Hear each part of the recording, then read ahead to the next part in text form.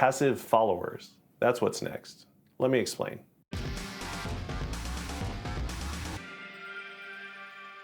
In the old days of the internet, following or subscribing to someone was how you got notified when they posted something new. On Facebook, Twitter, Instagram, YouTube, and so on, you'd see all the new content posted by the people you wanted to see new content from. However, that all changed with the advent of the almighty algorithm. Eventually, social media platforms figured out that they could use artificial intelligence to decide what you wanted to see. Basically, they decided that they knew better what content should be on your feed than you did. And in a way, they were right. Naturally, they measured the differences between us seeing content that we subscribe to and us seeing some of our own subscriptions plus lots of their suggested content.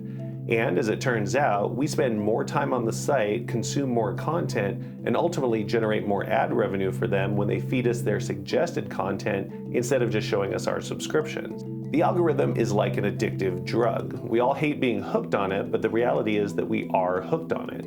So it's not like these social media platforms are ever going to do anything different. There's no major platform now that doesn't have a home feed based on suggested content instead of just showing us our subscriptions. As a viewer, that means subscribing to a channel is more of a symbolic act than anything else.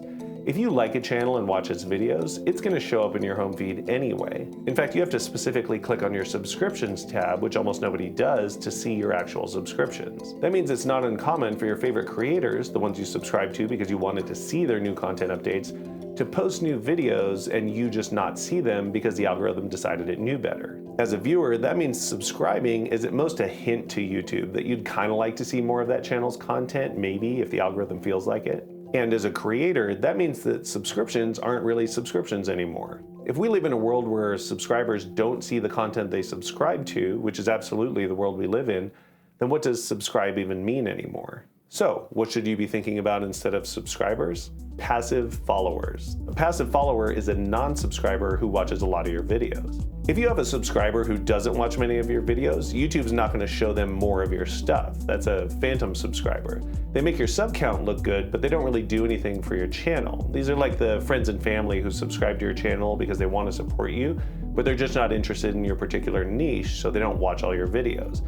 They're on the records, but YouTube eventually gets the hint and stops showing them your stuff. However, you could also have a non-subscriber who watches a lot of your videos. YouTube's going to show them a lot more of your stuff, even though they never actually hit the subscribe button. They're effectively subscribed to your content in the eyes of the algorithm.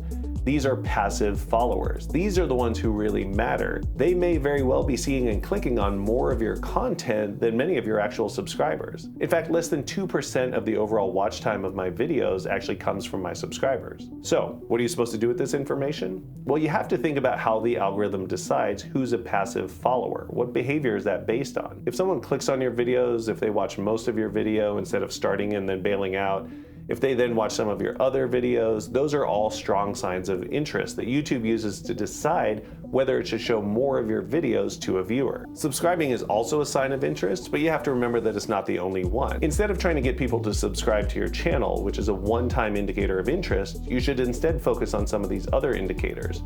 Use strong titles and thumbnails to encourage relevant viewers to click on your videos. Use compelling content editing to keep them watching your videos for longer instead of clicking off to watch something else. And encourage them to check out the other videos on your channel, maybe by showcasing related videos or having a series of videos on a similar topic. If you do these three things, YouTube is going to pick up on those signs of interest that your viewers are showing, and they'll continue to show them more and more of your videos, even though they're not actually subscribed. So, I'm not going to ask you to subscribe, but if you want to check out some of my other videos about topics like this, that would be cool. Bye.